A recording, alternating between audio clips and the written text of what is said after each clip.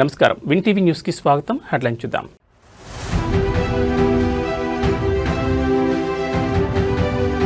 రేపు మేడారంలో తెలంగాణ కేబినెట్ భేటీ. పునర్నిర్మించిన గద్దెల ప్రారంభోత్సవం చేయనున్న సీఎం రేవంత్.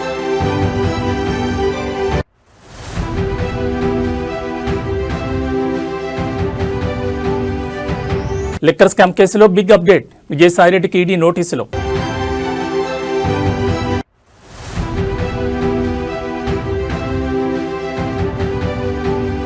సీఎం తుగ్లక్ల నిర్ణయాలు తీసుకుంటున్నారు. మాజీ మంత్రి కేటీఆర్ సెన్సేషనల్ కామెంట్స్.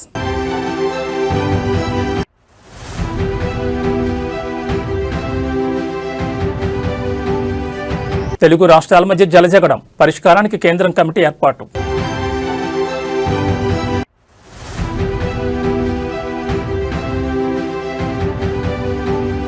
సంక్రాంతి వేళ తిరుమల కిట్కిట. సర్వదర్శనానికి 24 గంటల సమయం. ఇక డీటెయిల్స్ చూస్తే తెలంగాణ రాజకీయ చరిత్రలో మరో కీలక ఘట్టం ఆవిష్కృతం కానుంది. రేపు ప్రసిద్ధ పుణ్యక్షేత్రం మేడారంలో ముఖ్యమంత్రి రేవంత్ రెడ్డి అధ్యక్షతన రాష్ట్ర కేబినెట్ సమావేశం జరగనుంది. త్వరలో జరగనున్న సమ్మక్క సారలమ్మ జాతర ఏర్పాట్లు, అభివృద్ధి పనుల నేపథ్యంలో ఈ పర్యటనకు అత్యంత ప్రాధాన్యత ఏర్పడింది. సాయంత్రం 4 గంటలకు ఖమ్మం పర్యటన ముగించుకుని ముఖ్యమంత్రి మేడారం చేరుకుంటారు. గద్దెల వద్ద ఏర్పాటు చేసిన ప్రత్యేక సాంస్కృతిక కార్యక్రమాల్లో రేవంత్ రెడ్డి పాల్గొంటారు. అనంతరం ములుగులోని హరిత హోటల్లో ముఖ్యమంత్రి, మంత్రుల బృందం కేబినెట్ సమావేశం నిర్వహిస్తారు. మరుసటి రోజు ఉదయం పునర్నిర్మించిన గద్దెల ప్రారంభ వేడుకల్లో ముఖ్యమంత్రి పాల్గొంటారు. ముఖ్యమంత్రితో పాటు మంత్రులు, ఉన్నతాధికారులు 2 రోజుల పాటు మేడారంలోనే బస చేయనున్నారు. సుమారు 300 మంది అధికారుల కోసం వసతి ఏర్పాట్లు చేస్తున్నారు.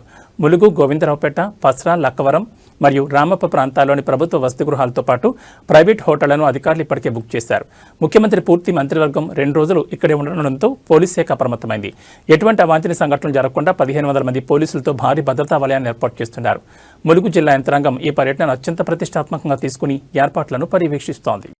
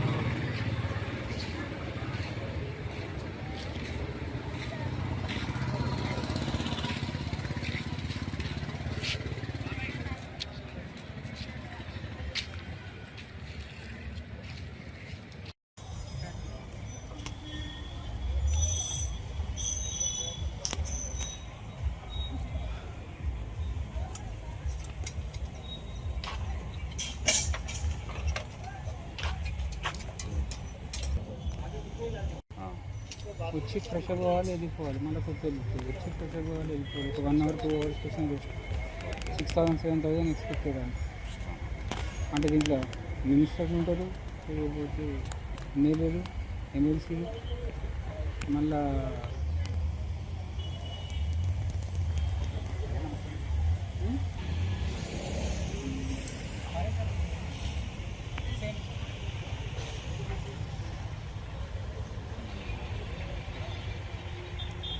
ఆంధ్రప్రదేశ్లో వైకాపా ప్రభుత్వ హయాంలో చోటు చేసుకున్న లిక్కర్ స్కామ్ కేసులో కీలక పరిణామం చోటు చేసుకుంది. ఈ కేసులో వైసీపీ మాజీ రాజ్యసభ సభ్యుడు విజయసాయిరెడ్డికి ఎన్ఫోర్స్మెంట్ డైరెక్టరేట్ నోటీసులు జారీ చేసింది.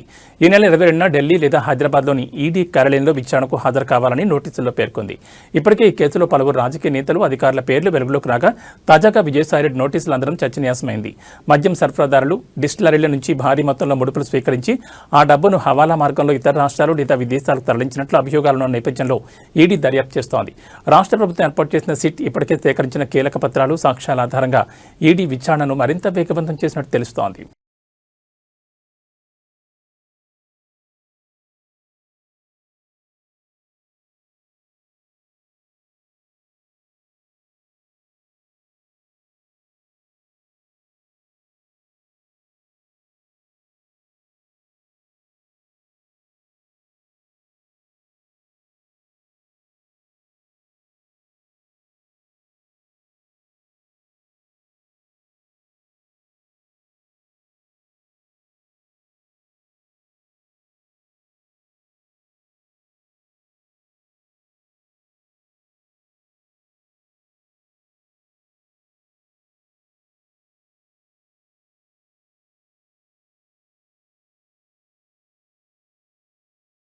సీఎం రేవంత్ రెడ్డి అనాలోచితంగా తుగ్లక్కల నిర్ణయాలు తీసుకుంటున్నారని బీఆర్ఎస్ వర్కింగ్ ప్రెసిడెంట్ మాజీ మంత్రి కేటీఆర్ సంచలన వ్యాఖ్యలు చేశారు. ఇవాళ ఆయన సికింద్రాబాద్ కార్పొరేషన్ సాధన కోసం చేపట్టిన శాంతిర్యాలీలో పాల్గొన్నారు. ఈ సందర్భంగా ఆయన తెలంగాణ భవన్ వద్ద మీడియాతో మాట్లాడుతూ నాటి బీఆర్ఎస్ ప్రభుత్వం వాహనాల నెంబర్ ప్లేట్లపై టీఎస్గా నామకరణం చేస్తే అధికారంలోకి వచ్చిన కాంగ్రెస్ టీజీగా మార్చిందన్నారు. దాంతో ఎవరి జీవితాలు మారాయో ఎవరికి ఆనందం కలిగిందో తెలియదని అన్నారు. తీసుకుంటున్న నిర్ణయాలు చారిత్రక నగరం సికింద్రాబాద్ అస్తిత్వాన్ని దెబ్బతీసేలా ఉన్నాయని, ఆయన పాలన పిచ్చోడి చేతిలో రాయిలా మారిందని తీవ్రస్థాయిలో ధ్వజమెత్తారు. సికింద్రాబాద్ ప్రజల ఆకాంక్షలకు మద్దతుగా నిర్వహించి తలపెట్టిన శాంతి ర్యాలీని ప్రభుత్వం అప్రజాస్వామికంగా అడ్డుకోవడాన్ని ఆయన తీవ్రంగా ఖండించారు. చారిత్రక జంట నగరాలైన హైదరాబాద్, సికింద్రాబాద్ ప్రపంచవ్యాప్తంగా గుర్తింపు పొందాయని, కానీ ప్రస్తుతం ప్రభుత్వం తీసుకుంటున్న నిర్ణయాల వల్ల సికింద్రాబాద్ తన ఉనికిని కోల్పోయే ప్రమాదం ఉందని కేటీఆర్ ఆందోళన వ్యక్తం చేశారు. ఇంకొక మాట కూడా ముఖ్యమంత్రి గారికి నేను చెప్పేది, మీరు మీ కాంగ్రెస్ పార్టీ శాశ్వతంగా మరి ద్రోహులుగా చరిత్రలో మిగిలిపోతారు. తెలంగాణ అస్తిత్వాన్ని దెబ్బతీసిన ద్రోహులుగా, తెలంగాణ తల్లిని రూపుమాపి కాంగ్రెస్ తల్లిని ప్రతిష్ఠించిన ద్రోహులుగా, తెలంగాణ సంస్కృతిని తెలంగాణ అస్తిత్వానికి చిహ్నమైన కాకతీయ కళాతోరణాన్ని, చార్మినార్ని, తెలంగాణ ఆడపడుచులకు అత్యంత ప్రీతిపాత్రమైన బతుకమ్మని, వీటిని దెబ్బతీసిన ద్రోహులుగా నీ ప్రభుత్వం, నీ పార్టీ నిలబడిపోతుంది. అదే కోవలో, అదే వరుసలో సికింద్రాబాద్ అస్తిత్వాన్ని కూడా మీరు ఏదైతే దెబ్బతీసే ప్రయత్నం చేస్తున్నారో ఇది మీకు మంచిది కాదు. ఒకటి మాత్రం పక్కా, ఇవాళ మీరు ఈ ర్యాలీని ఏదో భగ్నం చేసి మా వాళ్ళని కొంతమందిని అరెస్ట్ చేసి మీరేదో సాధించినాము అని చెప్పి మీరు పైశాచికానందం పొందొచ్చు.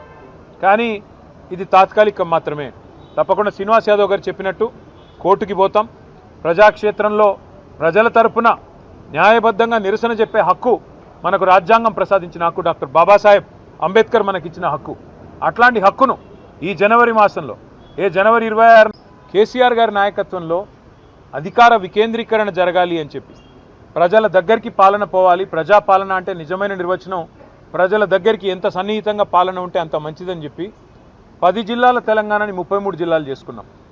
కొత్త రెవెన్యూ డివిజన్లు ఏర్పాటు చేసుకున్నాం. కొత్త మున్సిపాలిటీలు, కొత్త మండల కేంద్రాలు, అట్లాగే తాండాలు గ్రామ పంచాయతీలుగా అట్లా కేసీఆర్ గారి నాయకత్వంలో ప్రజల దగ్గరికి పరిపాలన తీసుకొని పోయే ప్రయత్నం చేసినాం. హైదరాబాద్ మహానగరంలో కూడా గతంలో 24 సర్కిల్ ఉంటే గ్రేటర్ హైదరాబాద్ మున్సిపల్ కార్పొరేషన్లో 30 సర్కిళ్లకు పెంచుకున్నాం. గతంలో 4 జోన్లు ఉంటే 6 జోన్లు చేసుకున్నాం. ప్రతి జోనల్ కమిషనర్కి, ప్రతి డెప్యూటీ కమిషనర్కి శాంక్షన్ లిమిట్స్ పెంచుకున్నాం. అంటే ఇవన్నీ చేసుకున్నాం, కానీ హైదరాబాద్ అస్తిత్వాన్ని మాత్రం మేము ముట్టుకోలేదు. హైదరాబాద్ అస్తిత్వాన్ని దెబ్బతీసే ప్రయత్నం చేయలేదు. ఎందుకంటే హైదరాబాద్ అనేది ఒక హైదరాబాద్ ప్రజలకు సంబంధించి కాదు, తెలంగాణ ప్రజలందరికీ గర్వకారణమైన ఒక ఐడెంటిటీ హైదరాబాద్, సికింద్రాబాద్ జంట నగరాలు అంటే మనం చిన్నప్పటి నుంచి వింటున్న మాట.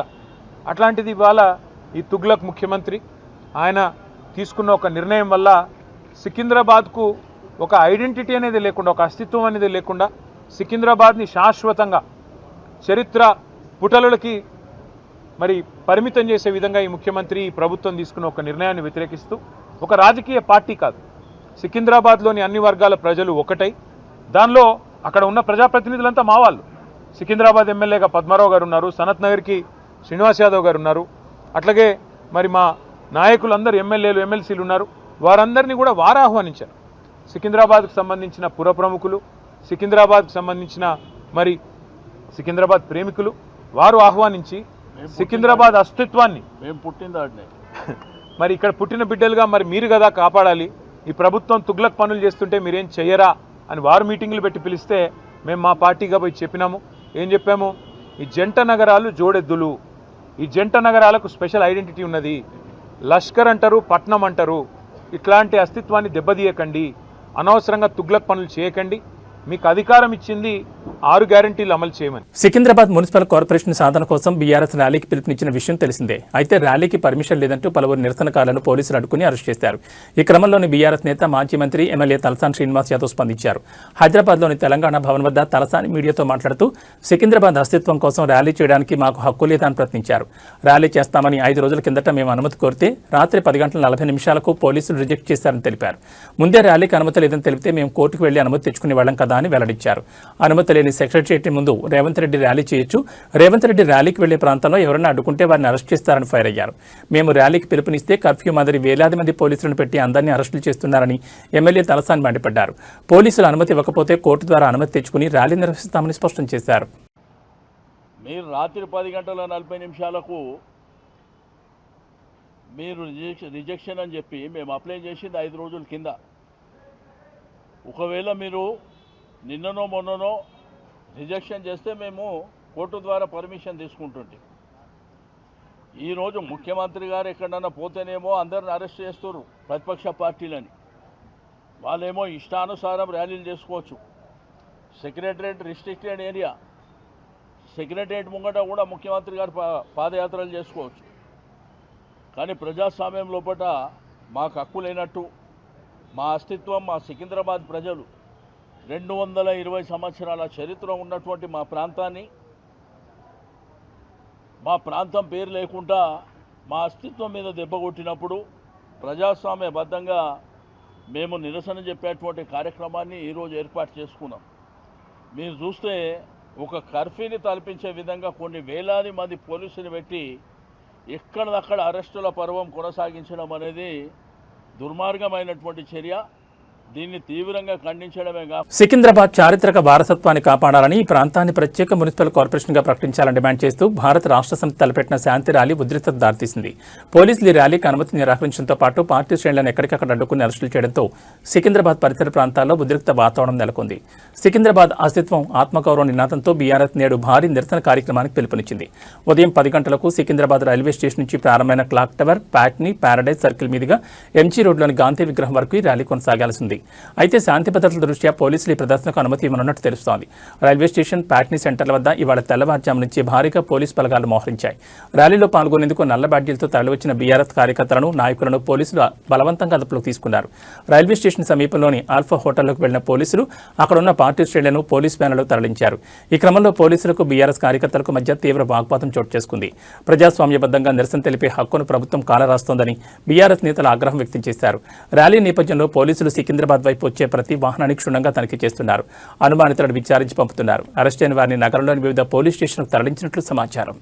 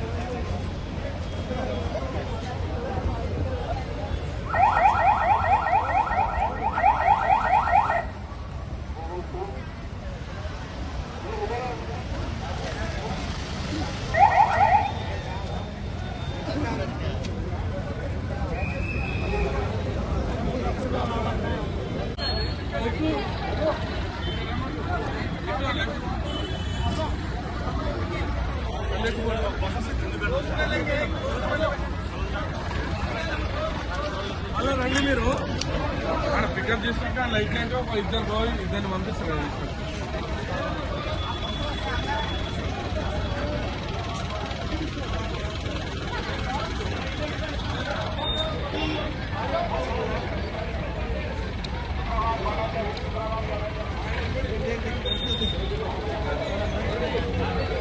సంక్రాంతి పండుగ ముగిసిన నేపథ్యంలో ఆంధ్రప్రదేశ్ నుంచి హైదరాబాద్ తిరిగి వస్తున్న ప్రయాణికులకు పోలీసులు కీలక సూచనలు చేశారు. 65 జాతీయ రహదారి NH 65పై విస్తరణ పనులు, ఫ్లైఓవర్ల నిర్మాణాలు కొనసాగుతున్న నేపథ్యంలో ట్రాఫిక్ రద్దీ నివారించేందుకు నల్గొండ జిల్లా పోలీసులు పలుచోట్ల వాహనాల దారి మళ్లింపు చేపట్టారు. ముఖ్యంగా చిట్యాల, పెదకాపర్తి, కొర్లపహాడ్, పంతంగి టోల్ ప్లాజాల వద్ద భారీగా వాహనాలు నిలిచిపోయే అవకాశం ఉందని పోలీసులు అంచనా వేస్తున్నారు. ముఖ్యంగా చిట్యాల, పెదకాపర్తి సమీపంలో రహదారి పనులు జరుగుతుండటంతో అక్కడ వాహనదారులు ఇబ్బంది పడకుండా ఉండేందుకు ముందస్తు ఆంక్షలు విధించారు. ట్రాఫిక్ పరిస్థితిని ఎప్పటికప్పుడు గమనించేందుకు పోలీసులు డ్రోన్ కెమెరాలు, CCTVలను ఉపయోగిస్తున్నారు. ప్రయాణికులు ఎటువంటి ఇబ్బందులు పడకుండా ఉండేందుకు హైవేపై అదనపు పోలీసు బలగాలను మోహరించినట్లు జిల్లా ఎస్పీ తెలిపారు. వాహనదారులు పోలీసుల సూచనలు పాటించి సహకరించాలని విజ్ఞప్తి చేశారు.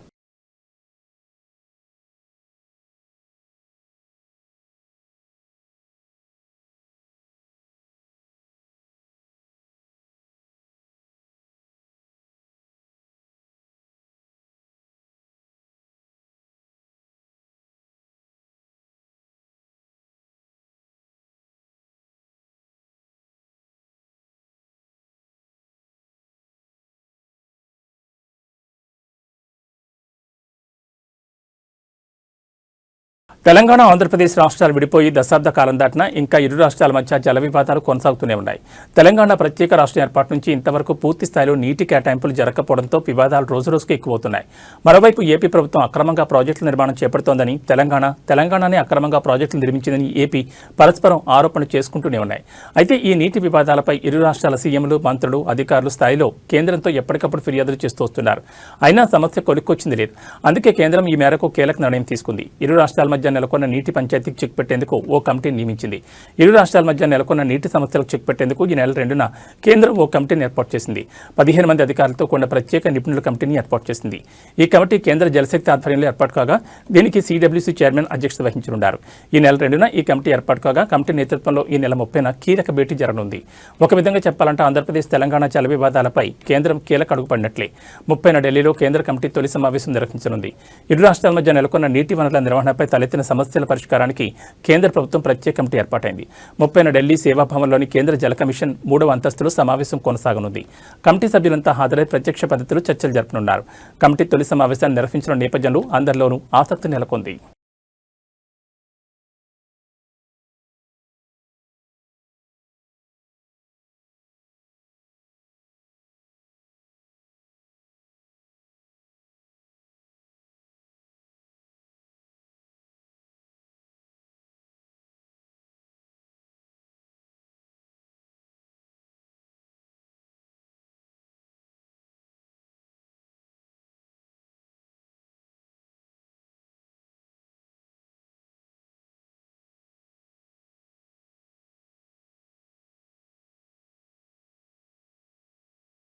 సంక్రాంతి పండుగ ముగియడంతో ఏపీలో తిరుగు ప్రయాణాల సందడి మొదలైంది. ఊళ్లకు వెళ్లిన వారంతా తిరిగి హైదరాబాద్ బాట పట్టడంతో ఏపీలో ప్రధాన నగరాలు, పట్టణాల్లో రద్దీ విపరీతంగా పెరిగింది. ఈ నేపథ్యంలో విజయవాడలోని Pandit Nehru bus stand, railway station ప్రయాణికులతో కిటకిటలాడుతున్నాయి. సంక్రాంతి సంబరాలు ముగించుకుని హైదరాబాద్, బెంగళూరు, చెన్నై వంటి నగరాలకు వెళ్లే ప్రయాణికులతో విజయవాడ నగరం జనసందడిగా మారింది. విజయవాడ బస్టాండ్లోని అన్ని ప్లాట్ఫామ్లు ప్రయాణికులతో నిండిపోయాయి. అటు రైల్వే స్టేషన్లో కూడా అదే పరిస్థితి నెలకొంది. రిజర్వేషన్ కోచ్లతో పాటు జనరల్ బోగీలు కూడా కిక్కిరిసిపోయాయి. ముఖ్యంగా విజయవాడ నుంచి హైదరాబాద్ వెళ్లే బస్సులు, రైలు ప్రయాణికులతో ఫుల్ అయ్యాయి. గత 2 రోజులుగా నగరంలోని రహదారులపై వాహనాల రద్దీ పెరగడంతో ట్రాఫిక్ ఇబ్బందులు కూడా తలెత్తున్నాయి. గమ్యస్థానాలు చేరుకోవడానికి ప్రయాణికులు గంటల తరబడి వేచి చూడాల్సి వస్తోంది. బస్సులతో పాటు రైళ్లలో కూడా రద్దీ విపరీతంగా ఉండడంతో దక్షిణ మధ్య రైల్వే పలు ప్రత్యేక రైళ్లను ప్రకటించింది. విజయవాడ, హైదరాబాద్ మధ్య నడిచే సాధారణ రైలుకు అదనంగా ప్రత్యేక రైళ్లను నడుపుతోంది. అయినప్పటికీ ప్రధాన రైళ్లలో వెయిటింగ్ లిస్ట్ 100లో ఉండడంతో ప్రయాణికులు ఇబ్బందులు పడుతున్నారు. ప్రైవేట్ ట్రావెల్స్ కూడా రద్దీని ఆసరాగా చేసుకుని ఛార్జీలు పెంచేస్తున్నాయని ఫిర్యాదులు అందుతున్నాయి. పరిస్థితిని గమనిస్తూ ఆర్టీసీ అధికారులు అవసరమైన చోట మరిన్ని అదనపు సర్వీసులను అందుబాటులోకి తెస్తున్నారు. సోమవారం నాటికి రద్దీ మరింతగా పెరిగే అవకాశం ఉందని అధికారులు అంచనా వేస్తున్నారు.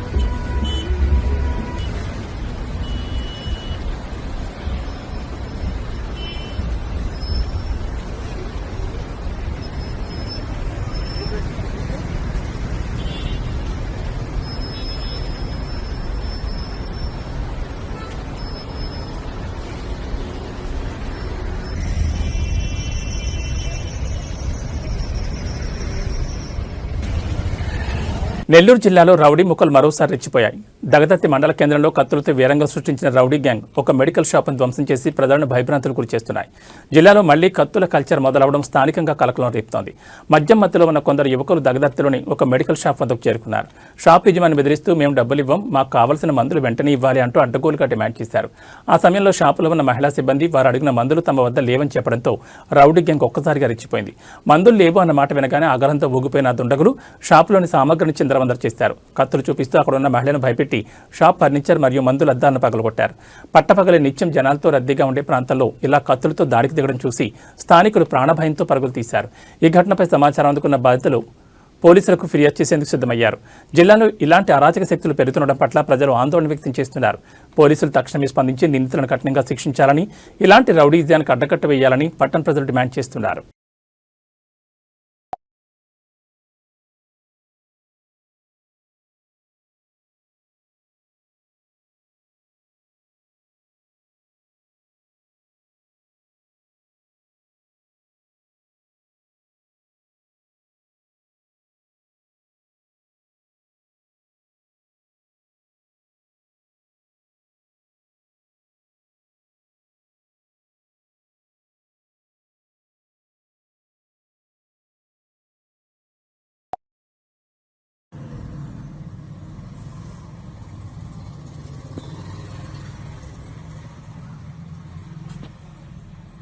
ములుగు జిల్లా తాడ్వాయి మండలంలోని మేడారం మహాజాతరను తలపించింది. వనదేవతలకు ముందస్తు మొక్కులు చెల్లించేందుకు శుక్రవారం లక్షలాదిగా భక్తులు తరలిరాగా పరిసరాలు కిక్కిరిసిపోయాయి. సంక్రాంతి సెలవులు ముగుస్తుండటంతో అమ్మవార్ల దర్శనానికి భారీగా భక్తులు తరలివచ్చారు. జంపన్న వాగులో పుణ్యస్నానాలు ఆచరించి సమ్మక్క తారలమ్మ, గోవిందరాజు, పగడిగిద్దరాజు గద్దెలపై ఎత్తు బెల్లం, పొడిబియ్యం, పసుపు, కుంకుమ సమర్పించి మొక్కులు చెల్లించుకున్నారు. ఉదయం పూట గద్దెల వద్దకు భక్తులకు అనుమతించిన పోలీసులు 10 గంటల సమయంలో రద్దీ పెరగడంతో గ్రిల్స్కు తాళాలు వేసి బయట నుంచి దర్శనం కలిగించారు. కళ్యాణ మండపం వద్దన్న క్యూ ద్వారానే భక్తులను దర్శనానికి పంపించారు. ఆర్టీసీ బస్టాండ్ నుంచి క్యూ ద్వారా వచ్చే భక్తులను గద్దెల వద్దకు వెళ్లకుండా గేట్లను మూసేశారు. ప్రోటోకాల్ దర్శనాలను కొందరిని దర్జాగా గద్దెల వద్దకు అనుమతించగా సామాన్య భక్తులు మాత్రం దర్శనానికి గంటల తరబడి వేచి ఉండాల్సి వచ్చింది. నిన్న ఒక్కరోజే 6 లక్షల మంది భక్తులు అమ్మవారిని దర్శించుకున్నట్లు అధికారులు అంచనా వేశారు.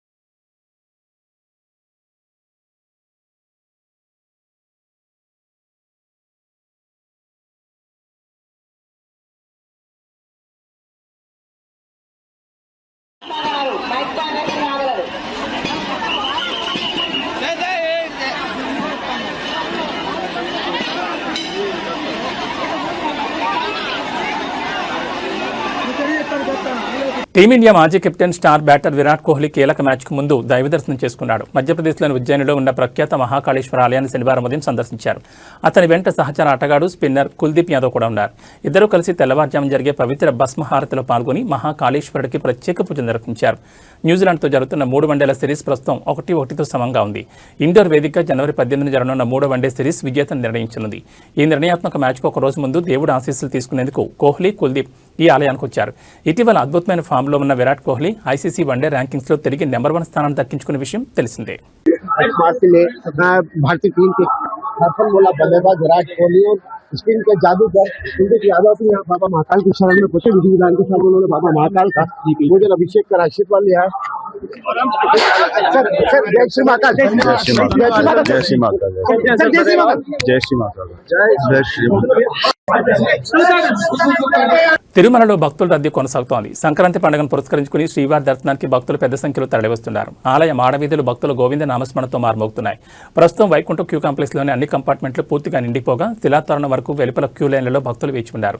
నిన్నొక్కరోజే మొత్తం 78,733 మంది భక్తులు శ్రీవారి దర్శనం చేసుకున్నారు. అదే రోజు 31,146 మంది భక్తులు తలనీలాలు సమర్పించారు. హుండీ ద్వారా వచ్చిన కానుకలు 3.41 కోట్లకు చేరుకున్నట్లు అధికారుల సమాచారం. ప్రస్తుతం ఎస్ఎస్డీ టోకెన్ లేని భక్తులకు సర్వదర్శనానికి సుమారు 20 నుంచి 24 గంటల సమయం పడుతోందని టీటీడీ అధికారులు తెలిపారు. భక్తుల రద్దీని దృష్టిలో ఉంచుకుని అదనపు ఏర్పాట్లు చేస్తున్నట్లు అధికారులు వెల్లడించారు.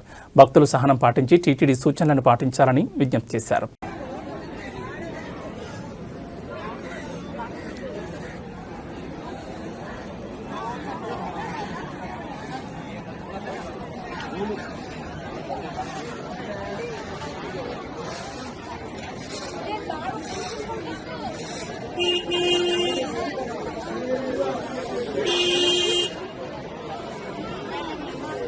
ఇవి బులెటిన్ విశేషాలు. మరో బులెటిన్లో మళ్ళీ కలుసుకుందాం. నమస్కారం.